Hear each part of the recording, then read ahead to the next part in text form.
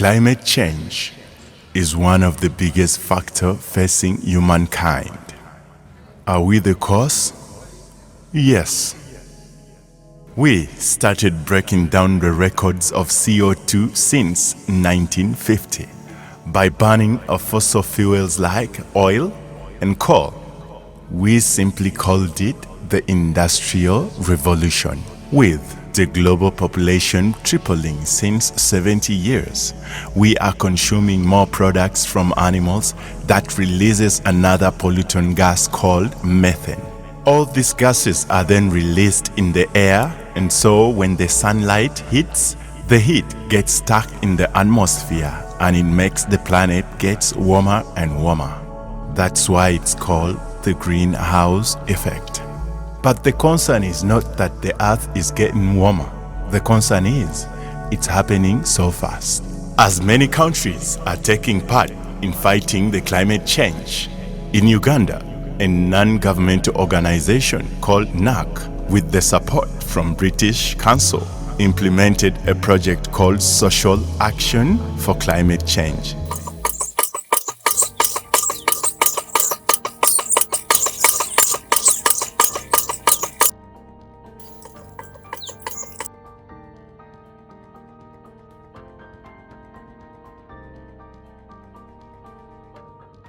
Zablon from Palisa and his group finds a way to earn a living without affecting the climate. But still, people like this head of family still cuts down trees for coal harvesting. However, with British Council, the village got a lot of solutions. By training them on how to make energy-saving stoves, these people are not cutting down trees anymore.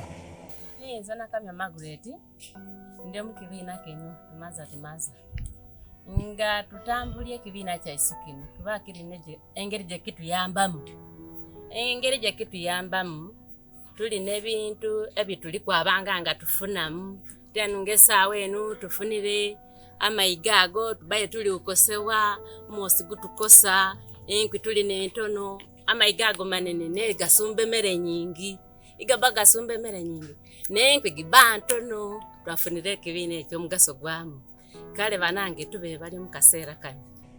And so, in the same place, instead of cutting down trees for coal, others were taught ways of farming without affecting the globe, like this group with beekeeping. Daniel Nicodemus, a member of Kayoda, Kagoli Youth Lively Development Project. This project was started actually in 2009, that's when we started up as youth. Then we later joined up with some NGOs like Active Citizens Uganda and the British Council came and trained us how to manage this project. We started up with 40 beehives in this very area, but we had challenges.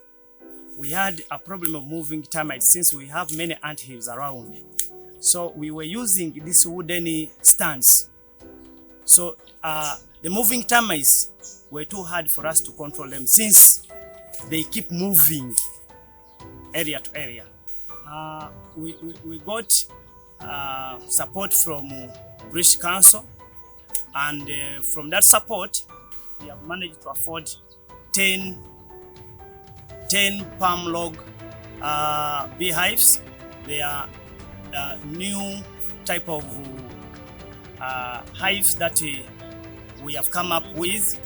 They are better than these ones because these ones during a dry season, heat sometimes kill the bees. The funders thank so much British Council for enabling us to get these new beehives. And Seed, thanks so much to Seed Uganda and Active Citizens. You have made us really become active since you have provided us with these new beehives. Thanks so much. From eastern Uganda to the west, in the hills of Bushenyi, a woman learns how to do it modernly in the small portion she has.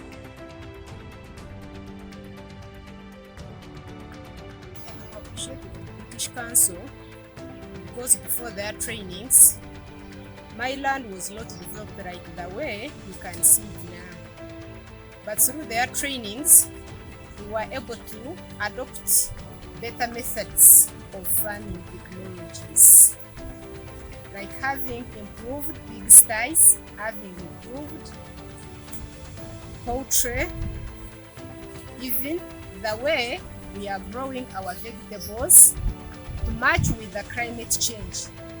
Formerly, some of the people around were encroaching wetlands, but the knowledge I acquired from Active Citizens training, I was able to encourage them to use better methods of farming other than destroying wetlands.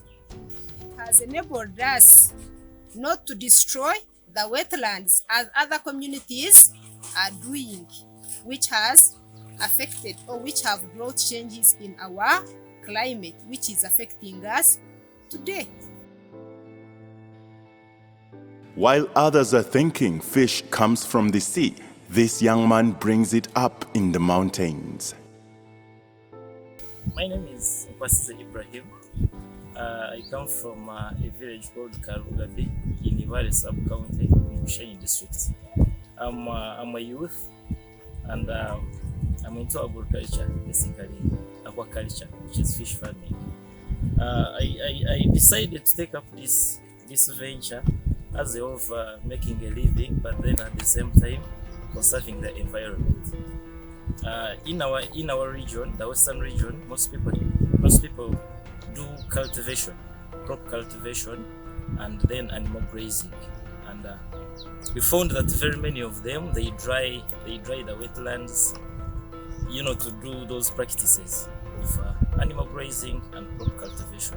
The aquaculture system that we are using is the upland dams, or some people call them cages or dam liners. We use dam liners. We tried very much to avoid going into the swamps and digging them, excavating them, to set up these ponds. About NAC, the Network for Active Citizens, they've supported us with 1.5 million shillings, which we used to buy the feeds. Feeds usually they normally take up 70% of the total cost of production in aquaculture.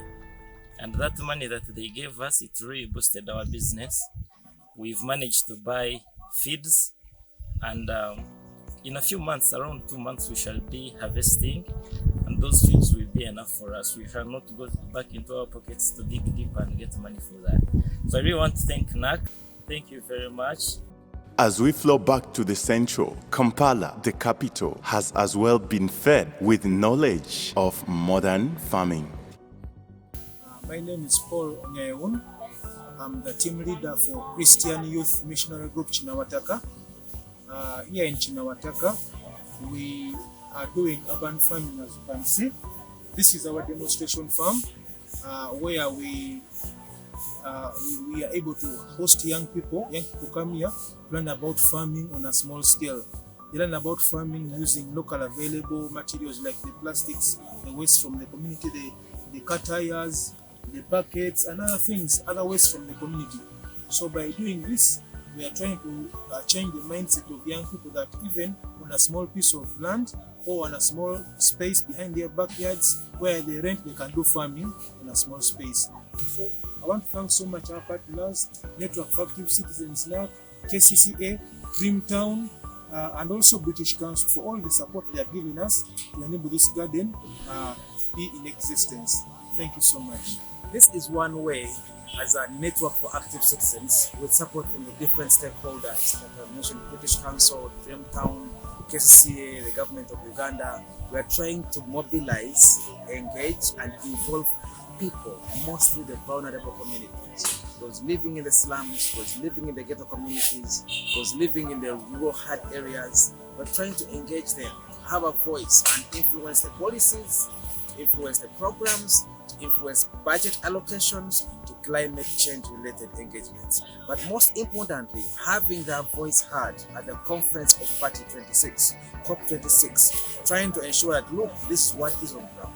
And by involving young people to recycle, upcycle, to use the smallest space to involve in climate smart actions, we are amplifying our voices and saying there is a need for all multi-stakeholder interventions to influence and allocate all resources that advance climate change for better good health and for better well-being of all of us.